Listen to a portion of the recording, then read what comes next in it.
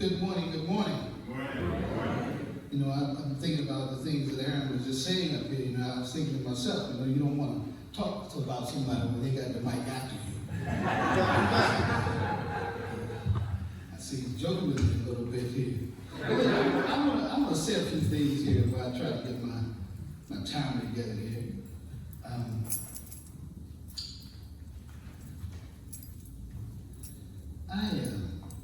I want to thank you all for this invitation to speak to the People's Church. The People's Church. And I just love the title and the name of this church. And to speak to this church of the Fellowship of All Peoples at this time is really important to me. You think of this moment. So I want to thank Reverend Dorsey. I want to thank Reverend Dr. Benton, not only for the speaking of your pulpit, but to speak in the context of a Howard Thurman homily. And not only the Howard Thurman homily, but the Howard Thurman homily on the eve of Martin Luther King's birthday. So the weight of this, even last night as I was thinking about speaking today, began to weigh upon me. To stand in this pulpit, in this space. Now Aaron told me I had 20 to 25 minutes. Then he told me how much time he normally takes. And I began to scratch my head. I was wondering why there was such a disparity in that time. So then last night I saw that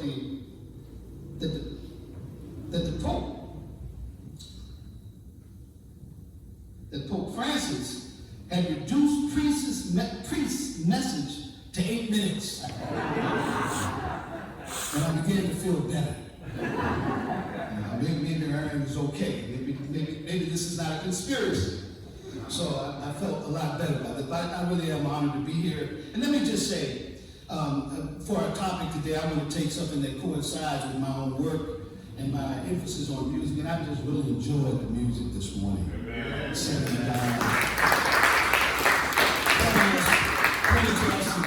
pressing us toward being the witnesses that we should be in this world. It's so important. And I want to thank all the other guests that are here. I think Aaron's parents and some others, but too many for me to name. I want to move away from the pleasantries and think about this text that we'll look at this morning. It's a traditional text.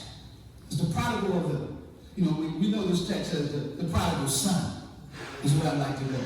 But I'd like to think of tradition in many ways in a different way. So I think tradition itself can be created as long as it doesn't become traditionalism. There was a great scholar by the name of Miroslav Pelikan. He said that tradition is the living faith of the dead, but traditionalism is the dead faith of the living. So I'm okay with tradition, but I just got some problems with traditionalism. Right? So as I talk about the prodigal son, and this parable, which is in only one book in the Gospels, which is Luke, chapter 15, but it's called a number of different names. Sometimes you hear the parable of the prodigal son, the parable of the prodigal and his brother, the parable of two brothers, the lost son, the parable of the loving father, or the forgiving father, and then the title I'm going to use today, which is the prodigal father. The musicality of God for our moment. And I want us to think about that. This prodigal father, this one who seems to waste, to lavish, to pour out love and blessings on someone that doesn't seem to deserve it. Changing the meaning of what it means to be prodigal in a sense. Sort of like the cross. And when Cicero said, let not the word cross be in your eyes, your ears, or your thoughts. And yet today it's become something we wear on our necks. We forget the significance of it, unfortunately. But nevertheless, its meaning has been changed. Cicero would say, let not it be in your eyes, your ears, or your thoughts. It's a despicable thing to think about. But yet God has a way of shifting things, remodeling things in light of God's own musicality. And I like to think of this parable that way today. Because I think there's a song playing in our world. It is a song that sits at the heart of creation. But the din of noise sometimes won't let us hear it. The din of noise, that long, prolonged, noisy clamor, that's what the din of noise means. This noise. You know, I live near the Pacific. And during the day, I can't hear the waves. It always catches me. Why? You got the weed eater over in the ditch.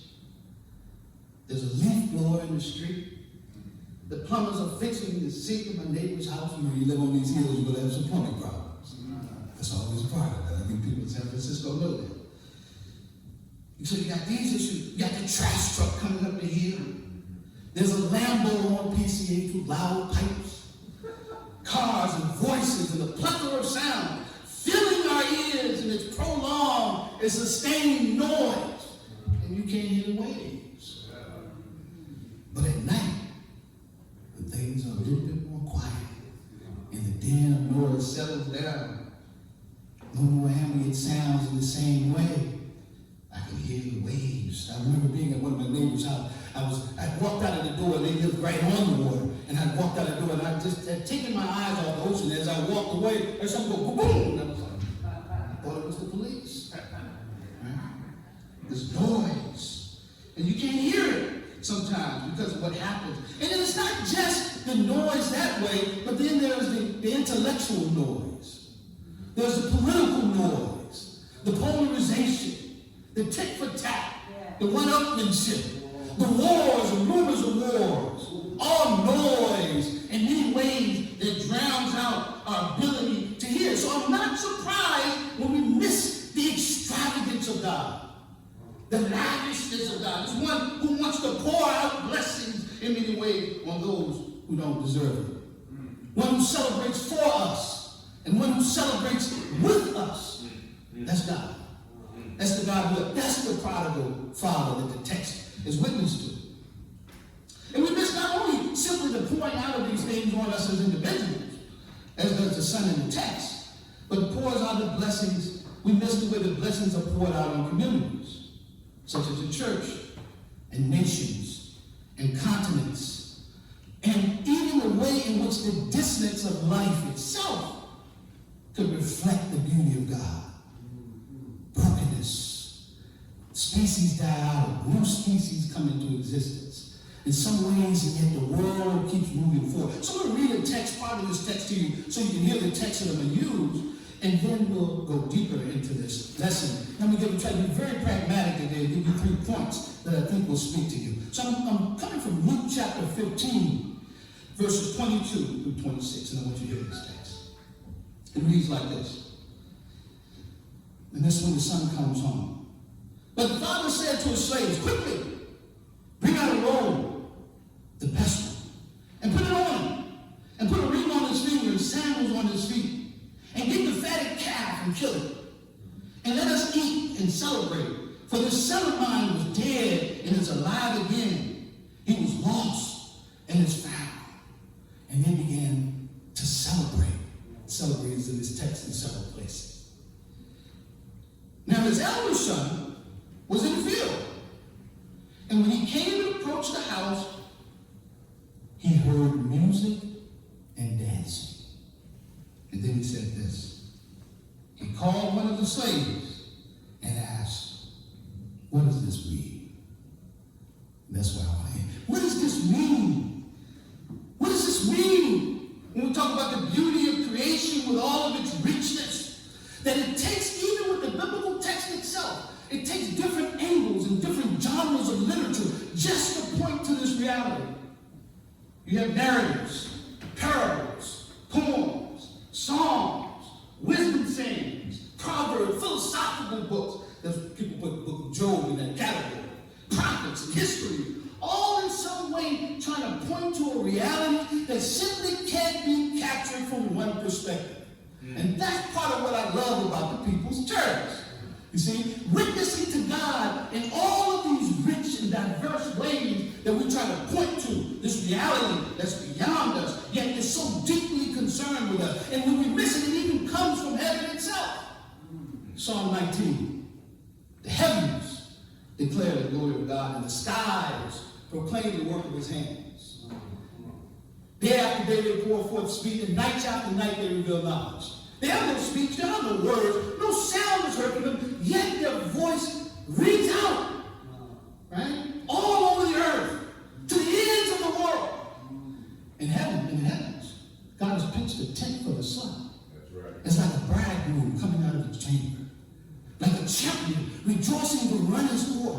It rises at one hand of the heavens and makes its circuit to the other, and nothing is deprived of its warmth. Beautiful song that speaks not just the way we speak, the text speaks, but the world speaks to this God. That's what I love about this theme of this rhythm, this beautiful rhythm that in some ways we want to tap into. And that's part of what I want us to think about, that the musicality of God is a kind of cadence that sits at the heart of the world. It's a rhythm in some way that we want to get into and move with, and let it shape who we are and how we move and have our being within this world. This cadence, this musicality of God. This sound, a certain tone that you begin to see. Truth is not just spoken. A lot of people say this is, yeah, truth. Truth is not just spoken. Truth is spoken in love. That's the cadence. That's the deeper thing that Thurman is pointing to, you see? So what do I want for the People's Church? How can I encourage the People's Church? Here's what I'm going to give you about 3 things. The first thing I want you to remember is to continue to open your heart to God's song.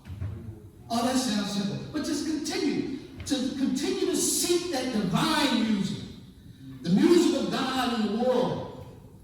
That for many just become the music of the world. No, the music of God in the world, that deeper note, that deeper resonance of who God is and what the prodigal can mean for you. Live out of that. Find that song. And if you can't find that song, let that song find you. Let it find you in some way. And what I mean by that is trust in the fact that by the right of creation itself, that God has always had you in mind. Always had you. That's where the value comes from. See, African Americans understood that. Always had us in mind, even when others don't. God has us in mind. That's already at the heart of the creation. And part of knowing God is coming to terms with the fact that God knows you. Even space itself. I mean, again, blessings of God. So much space itself makes you forget God. Right? The goodness, that's the ironic part of it. The silence, in fact, that God is present in the silence. You know what? I forgot you again. Right? This is part of the beauty of what it means to live before God. And this is one of the things that when I look at the younger son who wants to leave the musicality of God and go out and live and explore his own life, right? He wants to march by the beat of his own drum. He doesn't want to march by the beat of God's drum. He has to find in some way, and the text says in verse 17, you go back and read it later, and the text reads, when he came to himself, he said, I'm going to go back to the Father. I'm going to go back to the prodigal. I'm going to go back to the one who had lavished on me. And when he gets back, you know what happens when he gets back. We just read it. Before he can finish what he had planned to say, God has already said, hold on. The Father, because the Father in some way, this analogy is about the Father, right? But God, before he can do that, the Father's already hugging him and kissing him and putting new shoes on his feet and giving him a ring and giving him a robe. Calling him to that deeper life. The richness of what it means to live in God's musicality. And what I love about that son, going back to my point to you, is that he had a heart that had opened to God's song. You know, I started this year off with I went to the musical, The Color Purple. I went to it on the first day of the new year, and I was a little concerned about that. I was wondering what this guy, I saw a little bit of the old one, and I knew that might not be the best way to start the new year. But what really set that film in its proper place for me was that the tragedy in the film is offset by the music and dancing in the film. There's a way in which those two things together kind of juxtapose with each other, open it up to a kind of richness of life. Now, this is what James Baldwin calls the ironic tenacity that you find in the blues. That you can have the blues, and you can have an experience, and there's nothing you can do about it, but then you decide to do something about it. You see? So you live in that tension. You live in the paradox. Your freedom is found in those contradictions, not in everything being clear. Am I making any sense for you? You don't follow me? Yes, sir. Just want to make sure you do. So stay with me. And so The Color Purple, I began the year in this way. And in many ways, that's what brings me to when I think of the music of the Civil Rights Movement. There was something about that music, the cadence in those songs, the soul in those songs. The music of the Civil Rights Movement in so many different ways of that movement. The songs gave King and others energy. It helped them to pace themselves. These songs, which in many ways became a joke for me. Right? These civil rights, I'm not singing these slave songs, I'm not singing these civil rights songs. It became a joke for many. But as they began to realize that it gave you something richer, something that addressed your pain in a way that you just simply couldn't explain. And Martin King, he saw the Freedom Movement song, and he said that those songs, and this is the quote, he said those songs were the soul of the movement. And he goes on. He said, quote, they are more than just incantations of clever phrases designed to invigorate the campaign. The songs bound us together, gave us courage together, helped us march together. We could talk. He said we could walk toward any Gestapo force. And the reason he said that is because we had a cosmic companionship. Right? So those songs gave you rhythm, that cadence, to be able to live in the world in a certain way. Thurman also recognized this. Thurman recognized a tendency in what he called the agonies of the 60s. And when Thurman wrote his book, it's called Deep River, The Negro Spiritual Speaks of Life and Death. He was asked a question. It's at the very beginning of the book. He said, why is there so little attention given to the part that protest and resistance played in the life of our forefathers as expressed in the spirituals? And Thurman responded. Because he knew that during his time, in his day, there was a kind of a denigrating and degrading of the songs where they would begin to be identified with a type of minstrelsy. And Thurman was concerned about that. He said that these songs were saw as a kind of amusement to be capitalized upon, or maybe commodified for white entertainers and others. So Thurman had a deep concern about that. And here's what he said. He said, Thurman said that I wanted to, quote, explore the ground of hope and self-respect in the idiom of the spirituals. In other words, he emphasized the ground of the protest. That's what Thurman was pointing. He recognized the protest, but he emphasized its ground because that's where you find heroic energy to move forward. Yes, sir. See, that's the richness of this deeper ground that Thurman was constantly pressing toward. How much time is there? I want to make sure. How we looking at the time? We're doing okay. Now, my second point here is that not only open our hearts, but attune our ears to hear God's musicality. Yes, sir. I want to encourage you to do that. That's something we need to cultivate and continually cultivate in a time where there's so much going on. How do we attune ourselves with our ears to hear? And I think of this, the great atheist speaker, Friedrich Nietzsche. He had this one beautiful quote. It reads like this: and those who were seen dancing were thought to be insane by those who could not hear the music. Isn't that wonderful? Right? And then what he's getting at is that there's kind of a loss of perspective. It's not about whether people are dancing or not. It's about whether what. Do you know why? Do you know what does this mean? Have you figured out what this really is about? Maybe these people that are dancing hear something or see. There's a type of perspectivalism that we get captured in. I see it in our propaganda. Oh, we got some dangerous propaganda in America. And I just want to encourage you. If you're going to tune your ears to hear God's musicality, some of that propaganda you're going to turn off. Because we don't let you do that. I hope I can encourage you that way, because I see it, I hear it. I see the planes, you know, I don't get into too much politics, but there were planes flying over Harvard saying Harvard hates Jews. I found that difficult to bear with because I think it was like 3 or 4 of the last presidents were Jewish. Right? And I saw that. And I could see the young people struggling and people being doxxed. There are pictures on the side of the trucks. And the president's picture on the side of the truck. Students on both sides of the issue afraid to go to class. And yet the propaganda never nuances the story. It's always heard in one way. And so we have to be able to attune ourselves. And so I love what the younger son, because when he comes to himself, he offers himself. But the older brother, he feels a different way about this. The older son, he can hear music. You read that text when I read that text? Now his elder son was in the field. And when he came and approached the house, he heard music and dancing. Then he asked, what does this mean? So he could hear the music. He just couldn't hear God's musicality. You see, some of us can hear music, we know dancing, but we don't know the soulfulness of it. And sometimes there's this deeper thing that we have to reach for, so we don't get so busy, caught up, and looking through the prism of our own experience, our own selfishness, what we want, what we desire, what works for us, whether it's a person, whether it's a church, or whether it's a nation. Looking for what you want. How can I be self-satisfied? Because I'm a part of that tit for tat. You got me, I got to get you back. And this is sort of how we function. We function in a way that you can be an institution or a person or a nation, and you experience the mercy of God, but you become unmerciful. You experience the suffering,